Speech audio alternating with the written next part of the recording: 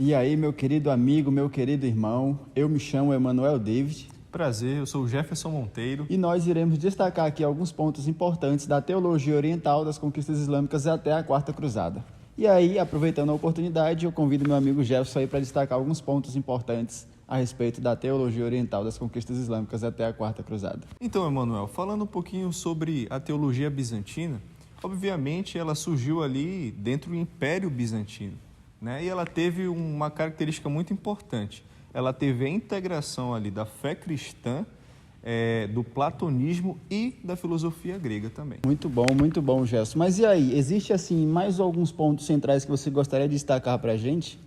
Bom, dentro da teologia bizantina, eles acreditavam um forte impacto litúrgico, né, sobre a teologia dos sacramentos, sobre o misticismo e também sobre a espiritualidade.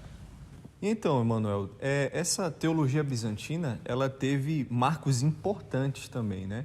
E uma dessas foi a iconoclastia. Você sabe o que significa isso, Emanuel? Sim, claro, Jefferson. A iconoclastia ela foi um movimento religioso e político no Império Bizantino e é caracterizado pela oposição ao uso de ícones, ou seja, o termo iconoclastia ele vem do grego e significa quebra de ícones.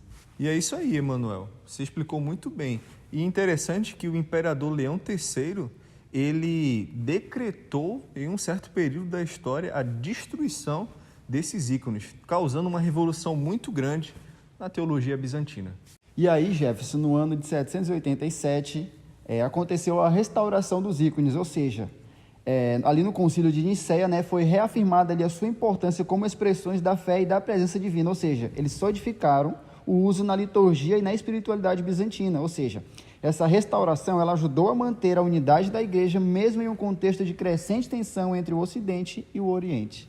E o que é interessante, Emanuel, é que esse cisma de 1054, ele teve um marco fundamental, porque nesse cisma houve a divisão da Igreja Ortodoxa Oriental e a Igreja Católica Romana, que teve como pontos de partida, né, que separaram ali a teologia e a liturgia sendo propagada ali.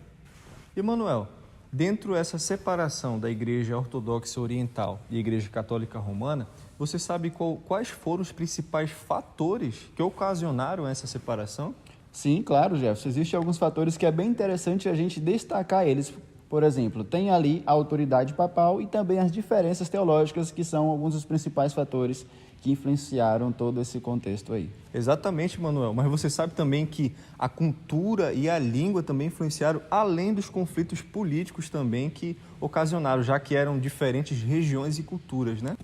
E é isso aí, Jefferson. E é bem interessante também a gente destacar que no meio dessa separação entre a Igreja Ocidental e a Igreja Oriental, existe também ali a teologia bizantina, que é bem interessante a gente conhecer ali o seu contexto e tudo o que acontece diante desses fatos aí. E dentro dessa teologia bizantina, qual que é o primeiro ponto que a gente pode destacar para quem está assistindo esse vídeo? É bem interessante, Jefferson, a gente destacar o miticismo, ou seja, o miticismo é a teologia bizantina, né, que ela desenvolveu uma rica tradição mística que era influenciada pelos padres ali do deserto e pela filosofia neoplatônica. Dentro dessa teologia bizantina também, Manuel, é importante falar sobre a cristologia, né? Porque uma igreja acreditava na divindade de Cristo de um jeito e a outra igreja acreditava na divindade de Cristo de outro jeito. Ou seja, eles não acreditavam que Jesus era um 100% humano e 100% Deus. Isso, e aí, Jefferson, tem também aí a veneração de ícones, ou seja, aquela restauração de ícones ali após a iconoclastia, ela trouxe uma nova dimensão à teologia bizantina, ou seja, os ícones eram vistos não somente como artes, mas também como janelas para o divino, ou seja, eles eram essenciais para a espiritualidade e a vida litúrgica. O que é interessante também é que mesmo após, Emanuel, essa separação entre a Igreja Oriental Ortodoxa e a Igreja Católica Romana, eles continuavam tendo ali, como eu posso dizer, eles continuavam tendo ali relações. E, Emanuel, a gente consegue perceber que essa teologia bizantina, ela foi muito importante para a história do cristianismo, não só da época, mas até hoje. Porque a partir dessa teologia, a gente consegue perceber que algumas igrejas se converteram ao cristianismo. Quais foram essas igrejas? Jefferson, é bem interessante a gente destacar que logo após todo esse contexto que a gente falou anteriormente, surgiu ali a igreja na região da Bulgária, e logo após a Bulgária, a igreja ela surgiu ali também na região da Rússia, e logo após o surgimento ali na região da Bulgária e da Rússia, ela veio a surgir ali a teologia nestoriana. E aí, logo após a teologia nestoriana, é bem interessante a gente destacar ali a teologia monofisita. E aí, para a gente explicar melhor um pouco sobre essa teologia monofisita, a gente convida um amigo todo especial para dar mais alguns detalhes para a gente a respeito dessa teologia. Olá! Para dar continuidade na apresentação do Emanuel e do Jefferson, a teologia monofisista foi uma questão fundamental para a igreja nos primeiros séculos. O termo monofisismo vem do grego e significa uma única natureza. Os monofisistas acreditavam que, após a encarnação, Jesus Cristo tinha apenas uma natureza, que era divina e humana em uma só substância. Eles afirmavam que a divindade absorveu a humanidade de Cristo, tornando-se uma única essência. Esse pensamento surgiu como uma resposta ao nestorianismo, que separava a natureza divina e humana de Jesus. Mas a igreja acabou rejeitando o monofisismo no Concílio de Calcedônia, no ano 451, defendendo que Jesus tem duas naturezas, uma divina e outra humana.